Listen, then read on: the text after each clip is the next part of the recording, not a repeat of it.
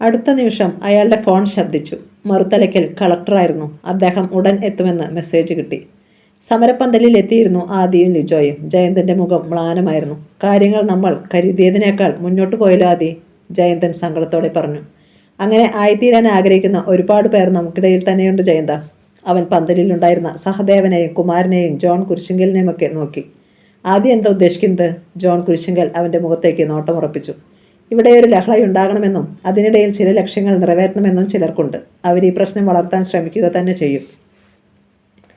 പെട്ടെന്ന് സഹദേവന്റെ മുഖത്തൊരു വിളർച്ച മിന്നി. മറ്റാരുമറിയാതെ സമർത്ഥമായി അയാൾ അത് മറയ്ക്കുകയും ചെയ്തു. സമയം കടന്നുപോയി. ആഭ്യന്തരമന്ത്രി യൂസഫ് തിരൂരങ്ങാടിയും ജലസേചന മന്ത്രി ചെട്ടിക്കുളങ്ങര സദാശിവനും സ്ഥലം സന്ദർശിക്കുന്നു എന്ന മെസ്സേജ് കൂടി വന്നതോടെ പോലീസ് വീണ്ടും ജാഗരൂകരായി. 12 മണിയോടെ മന്ത്രിമാർ വണ്ടിപ്പെരിയാറിലെത്തി. അപ്പോൾ തമിഴ് ജനങ്ങൾ കൂടി നിന്നിരുന്ന ഭാഗത്തുനിന്ന് മന്ത്രിമാർക്കെതിരെ മുദ്രാവാക്യങ്ങൾ മുഴങ്ങി. തങ്ങളെ ആക്രമിച്ചവരെ ശക്തമായി നേരിടുമെന്ന് അവർ വിളിച്ചു പറഞ്ഞു. കനത്ത പോലീസ് അകമ്പടിയോടെ മന്ത്രിമാർ ആക്രമണം നടന്ന വീടുകൾ സന്ദർശിച്ചു. 2 മണിയോടെ കുമളി ഗസ്റ്റ് ഹൗസിൽ യോഗം ചേർന്നു. പ്രത്യേക സാഹചര്യം പരിഗണിച്ച് കേരളത്തിൻ്റെയും തമിഴ്നാടിൻ്റെയും കുമളിയിലുള്ള ചെക്ക് പോസ്റ്റുകൾ അടച്ചിരിക്കുകയാണ്. റോസാപ്പൂക്കണ്ടം വഴി ചെക്ക് ഡാമിലേക്ക് പോകുന്ന റോഡിൻ്റെ അതിർത്തിയിലും പോലീസ് കാവലുണ്ട്. ഗസ്റ്റ് ഹൗസിലെ യോഗത്തിൽ മന്ത്രിമാർക്കൊപ്പം SP, DYSP, CI എന്നിവരും ജനപ്രതിനിധികളും സംബന്ധിച്ചു. ചർച്ചയ്ക്കിടയിൽ ചെട്ടിക്കുളങ്ങര സദാശിവൻ പറഞ്ഞു, സംഘർഷത്തിന് അയവുണ്ടാകണമെങ്കിൽ ജയന്തൻ്റെ നിരാഹാര സമരം അവസാനിപ്പിച്ചേ പറ്റൂ. അല്ലെങ്കിൽ ഇവിടെ തമിഴ് ജനത ആക്രമിക്കപ്പെട്ടതറിഞ്ഞ് തമിഴ്നാട്ടിലും കൂടുതൽ പ്രശ്നങ്ങളുണ്ടാകും. അവിടെയുള്ള മലയാളികൾക്ക് തിരിച്ചു പോരാൻ പോലും കഴിഞ്ഞെന്ന് വരില്ല. അയാൾ തിരിഞ്ഞു CI പരശുറാമിനെ ഒന്ന് നോക്കി. പരശുറാം തലകുനിച്ചു. സദാശിവൻ പറയുന്നത് ശരിയായിരിക്കാം, പക്ഷേ അവർ സമരം അവസാനിപ്പിക്കണമെങ്കിൽ തക്കതായ ഒരു ഉറപ്പ് നമ്മൾ കൊടുക്കേണ്ടി വരും. യൂസഫ് തിരൂരങ്ങാടി താടി ചൊറിഞ്ഞു. ജയന്തനുമായി നമുക്ക് നേരിട്ട് സംസാരിച്ചാലോ? സദാശിവൻ PA വർഗീസ് പുന്നത്രയാണ് തിരക്കിയത്. അതുകൊണ്ട് പ്രയോജനമില്ല സാർ, പെട്ടെന്ന് പരശുറാം അറിയിച്ചു. പിന്നെ എന്ത് വേണമെന്നാ തൻ്റെ പക്ഷം? SP തിരക്കി. ജയന്തനെ അറസ്റ്റ് ചെയ്യണം. അത് വെടിമരുന്ന് ശാലയിൽ തീപ്പെട്ടി ഉരയ്ക്കുന്നത് പോലെയാവും, DYSP അഭിപ്രായപ്പെട്ടു. എന്തായാലും എനിക്കൊന്നേ പറയാനുള്ളൂ സാർ, ഇനി ഇവിടെ ഒരനിഷ്ട സംഭവം ഉണ്ടായിക്കൂടാ. പോലീസ് അലർട്ടായിരിക്കണം. ചർച്ച അങ്ങനെ നീണ്ടുപോയെങ്കിലും എല്ലാവർക്കും സ്വീകാര്യമായ ഒരു തീരുമാനത്തിലെത്താൻ കഴിഞ്ഞില്ല. സുരേന്ദ്രനാഥിൻ്റെ വീട്. ഇരച്ചു വന്ന പോലീസ് ജീപ്പ് പോർച്ചിന് മുമ്പിൽ ബ്രേക്കിട്ടു. രോഷത്തോടെ പരശുറാം ചാടിയിറങ്ങി അകത്തേക്ക് ചെന്നു. സിറ്റിംഗ് റൂമിൽ സുരേന്ദ്രനാഥും കനകവും ഉണ്ടായിരുന്നു. ചോറെടുക്കട്ടെ മോനെ? കനകം തിരക്കി. ഇനി അതിൻ്റെ കുഴപ്പമേയുള്ളൂ. ഉള്ളിലുള്ള ദേഷ്യം മുഴുവൻ അയാൾ അമ്മയോട് തീർത്തു. ചോറ് കൊണ്ടുപോയി പുഞ്ഞാരമോന് കൊടുക്ക്. നാട് നന്നാക്കാൻ പട്ടിണി കിടക്കുമല്ലേ അവൻ. പരശു, സുരേന്ദ്രനാഥ് ശാന്തനായി വിളിച്ചു. നാട്ടിൽ അക്രമ സംഭവങ്ങൾ പെരുകുന്നെങ്കിൽ അതാരുടെ കുഴപ്പമാടാ? പോലീസിൻ്റെ കഴിവില്ലായ്മ മറക്കാൻ മറ്റുള്ളവരുടെ മേൽ പഴിചാരിയിട്ട് എന്താ കാര്യം? ഓ, പപ്പയും ഇപ്പോൾ അവൻ്റെ പക്ഷത്തായോ? പരശുറാം പുച്ഛിച്ചു. പുറത്തെ സംസാരം കേട്ട് ജൂവലും ഇറങ്ങി വന്നു. ഞാൻ ആരുടെയും പക്ഷം പിടിച്ചതല്ല, ഒരു സത്യം പറഞ്ഞെന്ന് മാത്രം. സുരേന്ദ്രനാഥ് പുഞ്ചിരിച്ചു. പരശുറാം മറുപടി പറയാൻ ഭാവിക്കും മുമ്പ് സെൽഫോണിൽ അയാൾക്കൊരു കോൾ വന്നു. അത് അറ്റൻഡ് ചെയ്ത പരശുറാം വേഗം പിന്തിരിഞ്ഞു. എന്താടാ? സുരേന്ദ്രനാഥ് തിരക്കി. മലയാളികളും തമിഴരും തമ്മിൽ പെരിയാറ്റിൽ അടി തുടങ്ങി. കൂടുതലൊന്നും പറയാതെ അയാൾ ചെന്ന് ജീപ്പിൽ കയറി. വണ്ടിപ്പെരിയാറിൽ കനത്ത അടി നടന്നു. വാഹനങ്ങളും കടകമ്പോളങ്ങളും കല്ലേറിൽ തകർന്നു. പോലീസ് ലാത്തി വീശി പ്രയോജനമില്ലെന്ന് തോന്നിയപ്പോൾ ടിയർ ഗ്യാസും ജലപീരങ്കിയും പ്രയോഗിച്ചു.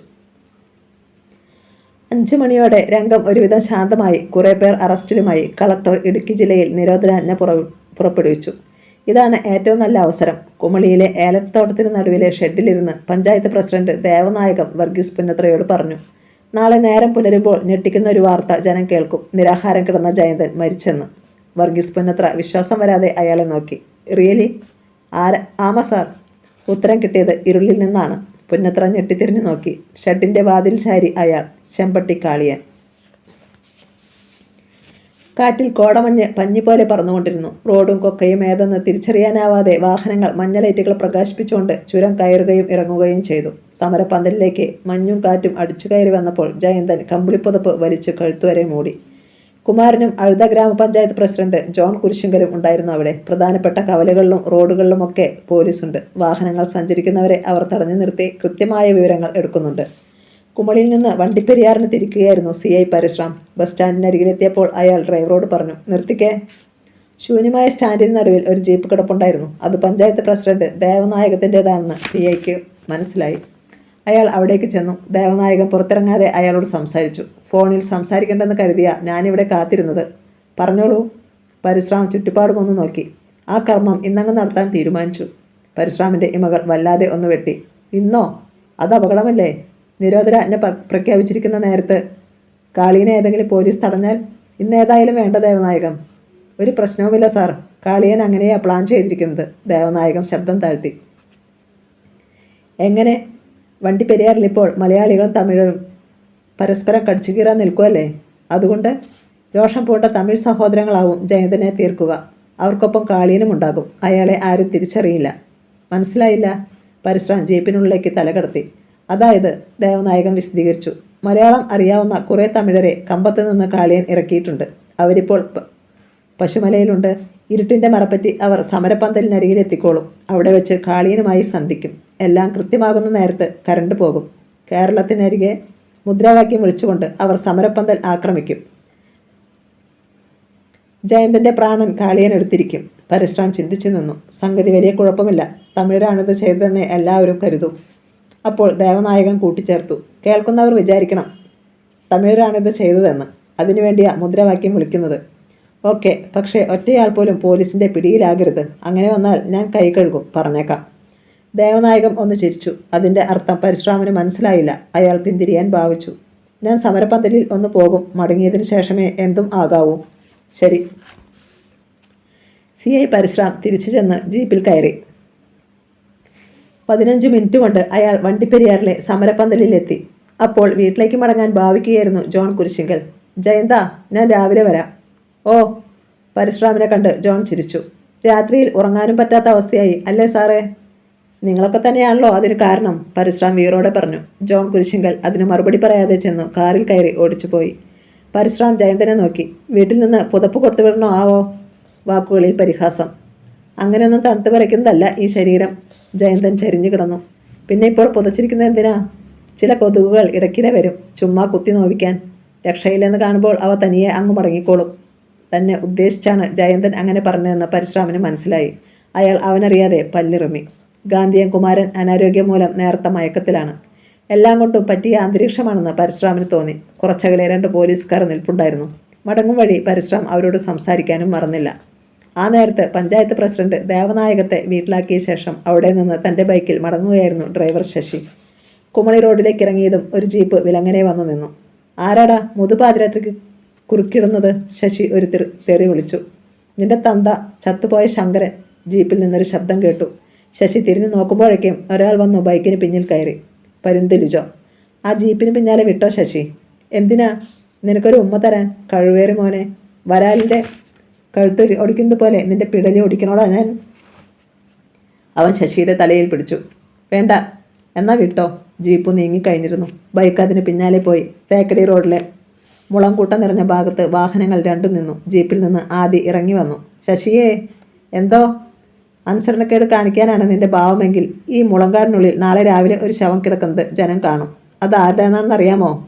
ആദി ശശിയുടെ തോളിൽ കൈവച്ച് ആ കണ്ണുകളിലേക്ക് നോക്കി.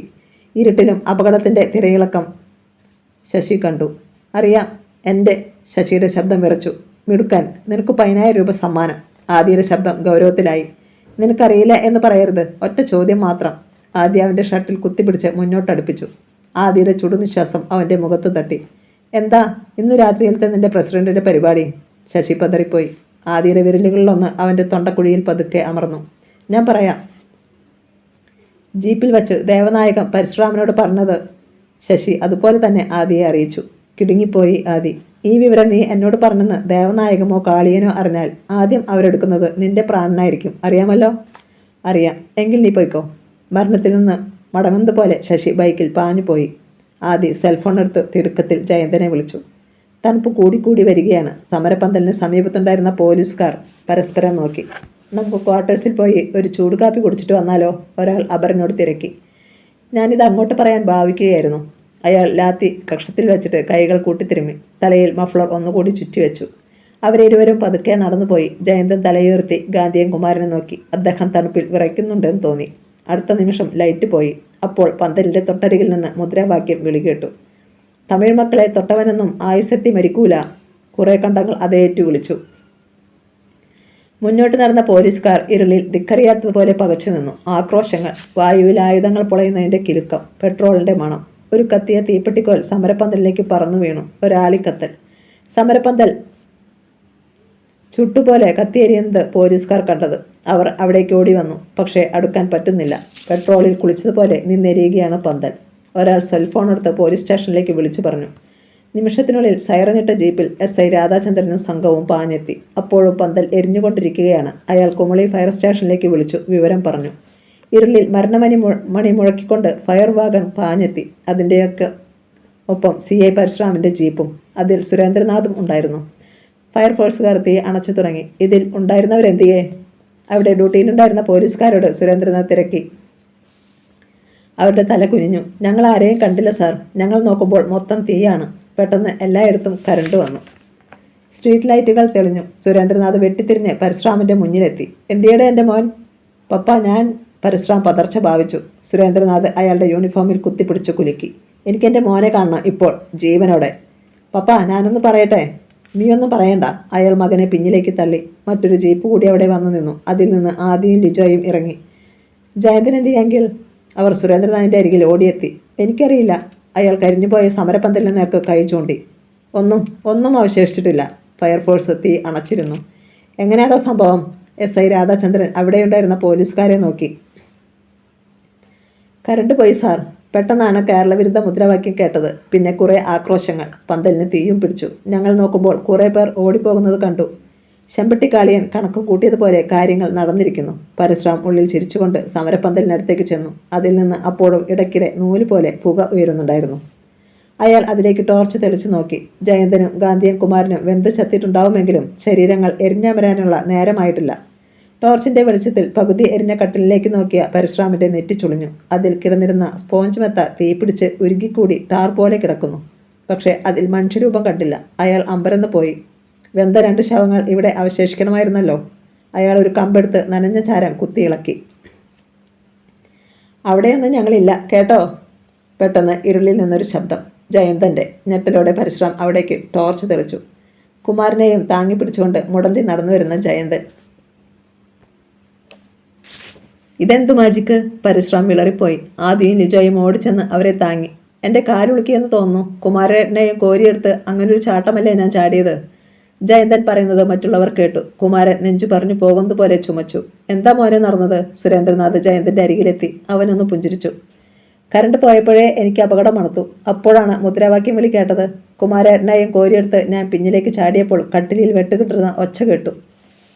ജയന്തൻ ശ്വാസം വലിച്ചു വിട്ടു. ലിജോ കുമാരനെ ഒരു കല്ലിൽ ഇരുത്തി. ആദി ഇടം കണ്ണിട്ട് പരശുറാമിനെ നോക്കി. അയാൾ മുഖം തിരിച്ചു കളഞ്ഞു. ഇനി സമരവും വേണ്ട, ഒരു കുന്തവും വേണ്ട. സുരേന്ദ്രനാഥ് മകൻ്റെ കൈക്ക് പിടിച്ചു. വേണം പപ്പ. ഇപ്പോഴാണ് എനിക്ക് കൂടുതൽ വാശി തോന്നുന്നത്. ആദി പരശുറാമിനെ തോണ്ടി. സാർ വന്നേ, ഒരു കാര്യം പറയട്ടെ. അനിഷ്ടത്തോടെയെങ്കിലും അയാൾ അവൻ്റെ ഒപ്പം ചെന്നു. അടുത്താരും ഇല്ലെന്നുറപ്പാക്കിയിട്ട് ആദി പറഞ്ഞു. എൻ്റെ ജയന്തന് ഒന്നും പറ്റരുതെന്ന് ഞാൻ സാറിനോട് പറഞ്ഞിരുന്നു. പക്ഷേ അത് കേട്ടില്ല. സ്വന്തം രക്തത്തിനോട് പോലും പകവച്ച് പുലർത്തുന്ന സാറിനോട് ഈ നിമിഷം ഞാൻ യുദ്ധം പ്രഖ്യാപിക്കുകയാണ്. ആദി. പരശുറാം അണപ്പല്ല് കടിച്ചു. അതെ, ഇതുവരെ ശത്രുപക്ഷത്ത് നിങ്ങളുണ്ടെന്ന് ഞാൻ ആരോടും പറഞ്ഞിട്ടില്ല. അതിൻ്റെ കാരണം മറ്റൊന്നുമല്ല, സുരേന്ദ്രനാഥ് അങ്കിളിനോടുള്ള എൻ്റെ ആദരവും ബഹുമാനവും. ഇതൊക്കെ അറിഞ്ഞാൽ കനകമാൻറ്റിക്ക് താങ്ങാൻ കഴിയില്ലെന്നുള്ള വിചാരം.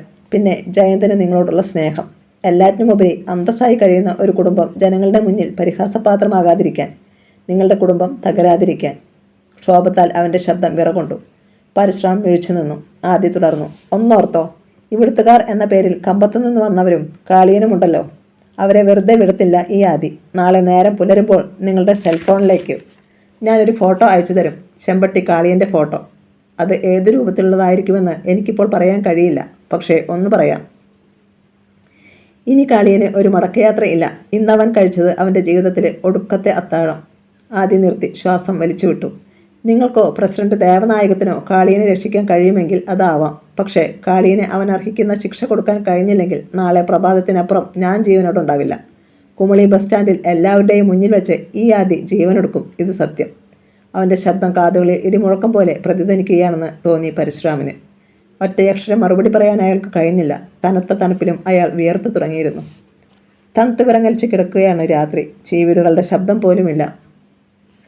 ഇരുളിൻ്റെ ഭയാനകതയിൽ മറ്റൊരു നടുക്കമുണ്ടായി. പൊടുന്നനെ കുമളി പഞ്ചായത്ത് പ്രസിഡന്റ് ദേവനായകത്തിൻ്റെ ഫോൺ ശബ്ദിച്ചു. ഞെട്ടിയുണർന്നെങ്കിലും കമ്പിളി പുതപ്പിനുള്ളിൽ ഭാര്യ അമരാവതിക്കൊപ്പം തലമൂടി കിടക്കുകയായിരുന്ന ദേവനായകത്തിന് ഫോണെടുക്കാൻ തോന്നിയില്ല. കമ്പിളിയുടെയും ഭാര്യയുടെ ശരീരത്തിൻ്റെയും ചൂടിൽ നിന്ന് തണുപ്പിൻ്റെ അന്തരീക്ഷത്തിലേക്ക് ഇറങ്ങാൻ അയാളുടെ മനം മടിച്ചു. ബോംബ് സ്ഫോടനത്തിൽ തകർന്ന ഭാഗത്ത് വീടിൻ്റെ പണി നടക്കുകയാണ്. അതിനാൽ തൽക്കാലം ഒരു വാടക വീട്ടിലേക്ക് അവർ താമസം മാറ്റിയിരുന്നു. ഫോൺ ബെല്ലടിച്ചു നിന്നു. ദേവനായകത്തിന് ആശ്വാസമായി. അടുത്ത നിമിഷം വീണ്ടും ബെൽ മുഴങ്ങി. നാശം പിടിക്കാൻ പ്രാഗിക്കൊണ്ട് ദേവനായകൻ കമ്പിളിപ്പുതപ്പിൽ നിന്ന് തലപ്പുറത്തേക്ക് നീട്ടി. പിന്നെ കൈനീട്ടി ബെഡ്റൂം ലാമ്പ് ഓൺ ചെയ്തു. പുളിക്കുന്ന കണ്ണുകൾ ചിമ്മി തുറന്നുകൊണ്ട് ഭിത്തിയിലെ ക്ലോക്കിലേക്ക് നോക്കി. 3 മണി. അയാൾ കിടക്കക്കരികിലെ സ്റ്റൂളിലിരുന്ന ഫോൺ എടുത്തു. അതിൽ CI പരശുറാമിൻ്റെ പേര് തെളിഞ്ഞതും നെറ്റിച്ചുളിച്ചു.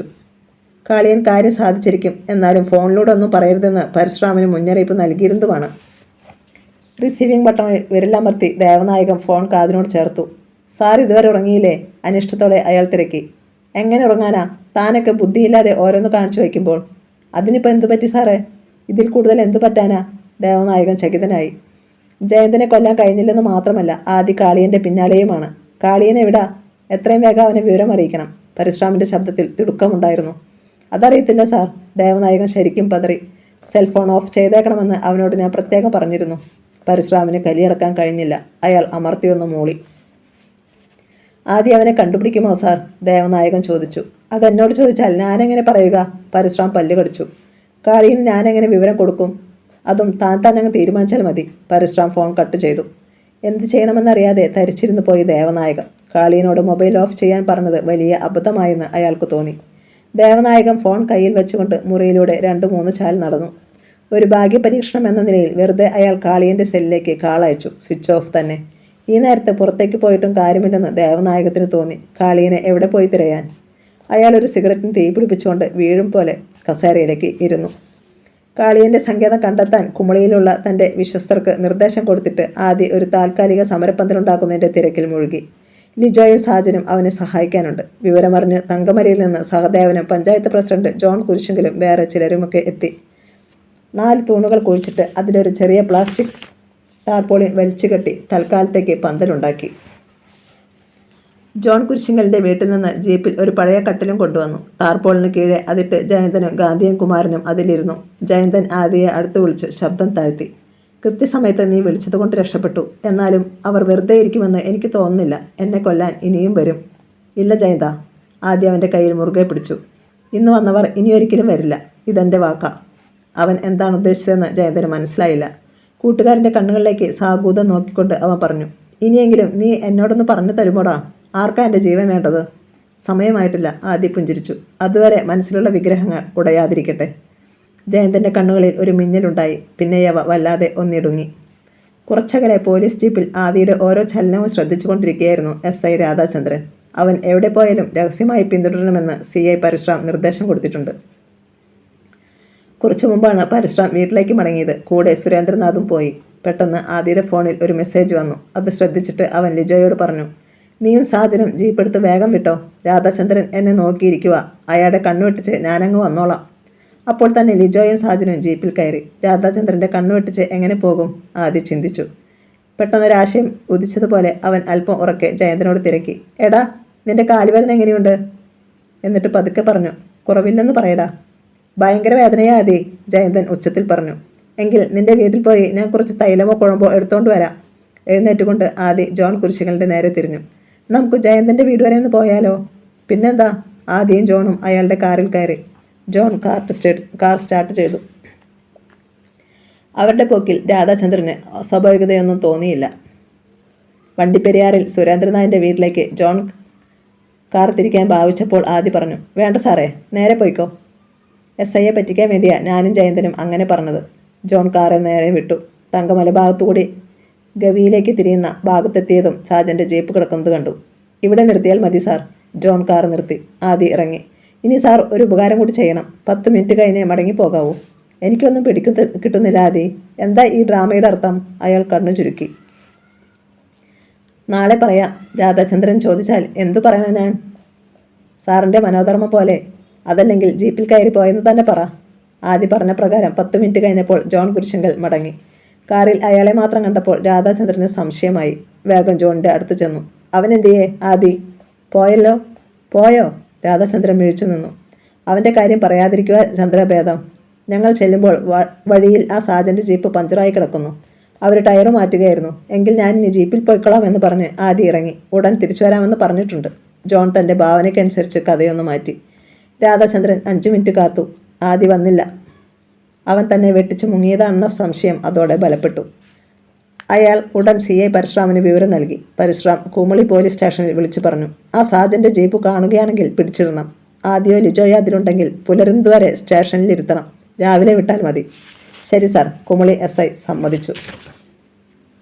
പക്ഷേ 4 മണിവരെ കാത്തിട്ടും പോലീസിന് ആദിയെയോ സാജൻ്റെ ജീപ്പോ കണ്ടെത്താൻ കഴിഞ്ഞില്ല. കുമളിയിൽ തമിഴ്നാടിൻ്റെ ഭാഗത്തുള്ള ചെക്ക് ഡാം തേക്കടി തടാകത്തിൽ നിന്നുള്ള വെള്ളം ഭൂമിക്കടിയിലുള്ള കോൺക്രീറ്റ് ടണലിലൂടെ അവിടെയാണ് എത്തുന്നത്. അതും വീണ്ടും അണ്ടർഗ്രൗണ്ട് ടണൽ വഴി പെൻസ്റ്റോക്ക് പൈപ്പുകളിലൂടെ ലോവർ പെരിയാർ പവർ ഹൗസിലെത്തും. ചെക്ക് ഡാമിൽ നിന്ന് നേരെ താഴേക്ക് ഷട്ടർ ഉയർത്തി വെള്ളം ഒഴുക്കിക്കളയാറുമുണ്ട്. മുല്ലപ്പെരിയാർ ഡാമിൽ ക്രമാതീതമായി വെള്ളം ഉയരുമ്പോഴും തേനിക്കടുത്തുള്ള വീരുപാണ്ടി ഉത്സവകാലത്തുമാണ് ഇങ്ങനെ ചെയ്യാറുള്ളത്. ക്ഷേത്രത്തിലെത്തുന്ന ആയിരക്കണക്കിന് ഭക്തർ കുളിക്കാനും മറ്റും ഉപയോഗിക്കുന്നത് ഇവിടെയുള്ള ജലമാണ്. ചെക്ക് ഡാമിൽ നിന്ന് കുത്തനെ ഒഴുകുന്ന വെള്ളം ഇറച്ചിപ്പാലം വഴി തമിഴ്നാട് വനത്തിലൂടെ നദിയെന്നോ തോടെന്നോ വേർതിരിച്ച് പറയാനാവാത്ത വിധം ഒഴുകി വന്ന് പവർ ഹൗസിൽ നിന്നുള്ള വെള്ളവുമായി ചേരുന്നു. വർഷത്തിൽ 2-3 തവണയേ ഇപ്രകാരം സംഭവിക്കൂ. ബാക്കി സമയത്തൊക്കെ ഈ തോട് ഉരുണ്ട ഭീമൻ പാറകളുമായി ഉണങ്ങി വരണ്ട് കിടക്കും. അടുത്ത ആഴ്ച വീരുപാണ്ടി ക്ഷേത്രത്തിൽ ഉത്സവമാണ്. നാളെയോ മറ്റന്നാളോ ചെക്ക് ഡാം തുറന്നു വിട്ടേക്കും. ഇറച്ചിപ്പാലത്തിനും ചെക്ക് ഡാമിനും ഇടയിലുള്ള ഭാഗം തോടിനിരുവശവും നിബിഡ വനമാണ്. അപകടം പതിയിരിക്കുന്ന മിനുസമേറിയ പാറക്കൂട്ടങ്ങളാണ് തോട് നിറയെ. പാറയിടുക്കിലേക്ക് കാൽവഴുതി വീണുപോയാൽ രക്ഷപ്പെടാൻ അസാധ്യം. ഫോറസ്റ്റ് ഉദ്യോഗസ്ഥർ പോലും ആ വഴി പോകാറില്ല. തോടിനിരുവശത്തുമുള്ള വൃക്ഷങ്ങളുടെ വേരുകൾ സന്യാസിമാരുടെ നീണ്ട താടിക്കണക്കെ തോട്ടിലേക്ക് തൂങ്ങിക്കിടക്കുന്നുണ്ട്. അക്കൂട്ടത്തിൽ ചിലപ്പോൾ വേരുകൾ പോലെ തോന്നിക്കുന്ന പാമ്പുകളും ഉണ്ടാകും. ചില നേരങ്ങളിൽ ആ പ്രദേശം വാറ്റുകാരുടെ വിഹാര കേന്ദ്രമാണ്. അപ്പോൾ അവിടെ ആരെങ്കിലും എത്തിപ്പെട്ടു പോയാൽ അവരുടെ ശിരസ്സും ഉടലും വേർപെട്ട് പാറക്കുഴിയിൽ വീഴും. ചെമ്പട്ടിക്കാളിയൻ്റെ ഒരു പ്രധാന താവളമാണിവിടം. ഇപ്പോൾ അയാൾ ഇവിടെയുണ്ടെന്ന രഹസ്യ വിവരമാണ് ആദിക്ക് കിട്ടിയിരിക്കുന്നത്. ലിജോയ്ക്കും സാജനുമൊപ്പം ആദി റോസാപ്പൂക്കട്ടത്തെത്തി. കേരളവും തമിഴ്നാടും തമ്മിൽ വേർതിരിക്കുന്ന ഇരുമ്പ് കുറ്റികളുള്ള ഭാഗത്തെത്തിയപ്പോൾ മൂവരും ഒരു നിമിഷം നിന്നു. രാത്രിയും തണുപ്പുമായതിനാൽ പകൽ അവിടെയുണ്ടായിരുന്ന പോലീസുകാർ പിൻവാങ്ങിയിരുന്നു. ബരീൻ ആദ്യം അപ്പുറം കടന്നു. പിന്നാലെ ലിജോയും സാജനും. ചെക്ക് ഡാമിലേക്ക് പോകുന്ന ചെറിയ ടാർ റോഡിൽ അവർ ഇടത്തേക്ക് തിരിഞ്ഞു. ആ വഴി പോയാൽ തമിഴ്നാട്ടിലേക്കുള്ള ഹൈവേയുടെ ഹെയർപിൻ വളവുകളിലെത്താം. ആ വഴി അല്പം നടന്നിട്ട് അവർ വനത്തിലേക്ക് ഇറങ്ങി. ഇരുളിൽ കുറ്റിക്കാടുകളെ വകഞ്ഞു മാറ്റിക്കൊണ്ടായിരുന്നു പിന്നത്തെ യാത്ര. ഇത്തിരി കഴിഞ്ഞപ്പോൾ കുന്നിൻ ചരിവായി. 300 മീറ്ററോളമുള്ള ആ ചരിവ് അവസാനിക്കുന്നത് തോട്ടിലാണെന്ന് അവർക്കറിയാം. നടന്നും ഇടയ്ക്ക് കരിയലകൾക്ക് മുകളിലിരുന്നും ഞണ്ടിനെ പോലെ കൈക്കാലുകൾ കുത്തി നിരങ്ങിയും അവർ താഴേക്ക് പോയിക്കൊണ്ടിരുന്നു. തോടിന് 50 മീറ്റർ മുകളിലെത്തിയപ്പോൾ അവർ കുറ്റിക്കാടുകളുടെ ചുവട്ടിൽ പിടിച്ചു. പരിസരം ശ്രദ്ധിച്ചു. ആദ്യ ശബ്ദം താഴ്ത്തി. ലിജോ നോക്കിയേ, തോട്ടിൽ ആരോ ഉണ്ട്. ലിജോയും സാജനും അങ്ങോട്ട് നോക്കി. അതവൻ തന്നെയാ. ലിജോ പല്ല് ഞെരിച്ചു. ആകാശം മറഞ്ഞു നിൽക്കുന്ന മരങ്ങൾക്കിടയിലൂടെ ഇരുളിൻ്റെ മറവിൽ അവർ തോട്ടിലേക്ക് നീങ്ങി. വൃക്ഷങ്ങളുടെ വടുക്കളിൽ പിടിമുറുക്കി. ഇപ്പോൾ ദൃശ്യങ്ങൾ കുറെ കൂടെ വ്യക്തമായി. പാറപ്പുറത്ത് 2 മെഴുകുതിരികൾ കത്തിച്ചു വെച്ചിട്ടുണ്ട്. അതിനു ചുറ്റും ഒരു സംഘം ആളുകൾ, കാളിയനും അംഗരക്ഷകരും, കൂടാതെ കമ്പത്തു നിന്ന് ഇറക്കിയവരും. കാളിയൻ അവരോട് പറയുകയായിരുന്നു, മുരുകൻ കോവിലിന് താഴെ തേക്കുതോട്ടത്തിനോട് ചേർന്ന് ഒരു ടെമ്പോ വാൻ കിടപ്പുണ്ടാവും. നിങ്ങൾക്കതിൽ പോകാം. റോഡിൽ മറ്റു വാഹനങ്ങളൊന്നും കാണില്ല. കേരളവും നമ്മുടെ നാടും തൽക്കാലത്തേക്ക് വാഹന ഗതാഗതം നിർത്തിവെച്ചിരിക്കുകയാണല്ലോ. കേരളം പോലീസിൻ്റെ അന്വേഷണം നാളെയേ തുടങ്ങൂ. ജയന്തൻ്റെ മരണം അവിടെയുണ്ടാക്കുന്ന പുകില് എന്താണെന്ന് പറയാനാവില്ല. അതുകൊണ്ട് ഒരാൾ പോലും പിടികൊടുക്കരുത്. ആജ്ഞ കിട്ടിയതും ആ സംഘം പാറകളിൽ നിന്ന് പാറകളിലേക്ക് ചാടി ഇറച്ചിപ്പാല ഭാഗത്തേക്ക് പോയി. ചെമ്പട്ടിക്കാളിയനും 3 ഗുണ്ടകളും മാത്രം അവിടെ അവശേഷിച്ചു. അപ്പോൾ നമ്മൾ ഇവിടെ തന്നെ തങ്ങാൻ തീരുമാനിച്ചോ അയ്യാ? കൂട്ടത്തിലൊരാൾ കാളിയനോട് തിരക്കി. കാളിയൻ മറുപടി പറയും മുമ്പ് ആ അംഗരക്ഷകന്റെ നെറ്റിയിൽ ഒരു കല്ല് വന്ന് പതിച്ചു. ഒരു അർദ്ധവിലാപത്തോടെ അയാൾ പാറ ഇടുക്കിലേക്ക് മറിഞ്ഞു. യാരടാ? അലറിക്കൊണ്ട് കാളിയൻ ചാടി എഴുന്നേറ്റു. ഞാനേ മോനെ കാളിയാ, നിന്നെ യാത്രയക്കാൻ വന്ന കാലൻ. ഇരുളിൽ ശബ്ദം കേട്ടു. കാളിയൻ വെട്ടിത്തിരിഞ്ഞു. പിന്നിലെ പാറയിൽ ആദിശങ്കരൻ. എടാ! കാളിയൻ കൈകൾ വിരിച്ചു പിടിച്ച് അവന് നേരെ കുതിച്ചു ചാടി. നേരം പുലർന്നു. എഴുന്നേറ്റയുടൻ CI പരശുറാം ആദ്യം ചെയ്തു നെറ്റ് കണക്ഷനുള്ള തൻ്റെ ഫോണെടുത്ത് പരിശോധിക്കുകയായിരുന്നു. തൻ്റെ ഇമെയിൽ അക്കൗണ്ടിൽ വന്നു കിടന്ന ഒരു ചിത്രം കണ്ട് അയാൾ കിടുങ്ങിപ്പോയി. ഒരു വലിയ കല്ലിനിടയിൽ കൈകളും തലയും പുറത്തേക്ക് തള്ളിയ നിലയിൽ, തുറിച്ച കണ്ണുകളും പിളർന്ന വായുമായി പരന്നൊഴുകിയ ചോരയ്ക്ക് മുകളിൽ ചെമ്പട്ടി കാളിയൻ. കഥ തുടരും.